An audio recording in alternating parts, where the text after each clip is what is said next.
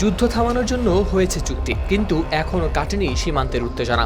এমন পরিস্থিতিতে এবার বড় এক ঘোষণা দিল লেবানন। দেশটির প্রেসিডেন্ট জানিয়েছেন পুরো সীমান্ত জুড়ে মোতায়েন করা হবে সেনাবাহিনী। অন্যদিকে ইসরায়েলও বলছে হিজবুল্লাহ নিরস্ত্র না হওয়া পর্যন্ত তাদের সেনারা 1 ইঞ্চিও সরবে না। লেবাননের প্রেসিডেন্ট জোসেফ আউন বলেন, দেশের পুরো ভূখণ্ডে রাষ্ট্রের সার্বভৌমত্ব প্রতিষ্ঠার অংশ হিসেবেই নেওয়া হচ্ছে এই পদক্ষেপ। সেনাবাহিনী মোতায়েন করা হবে ইসরায়েল সীমান্ত পর্যন্ত।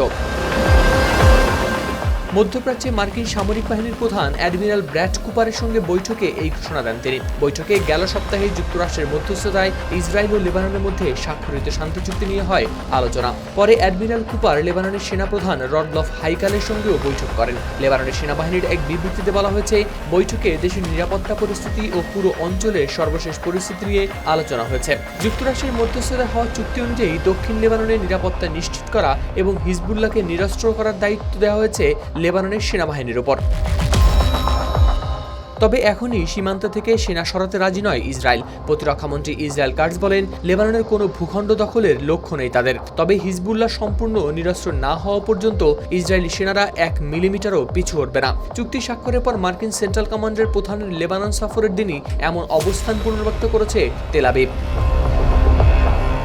হাওলাদার শামীম, RTV।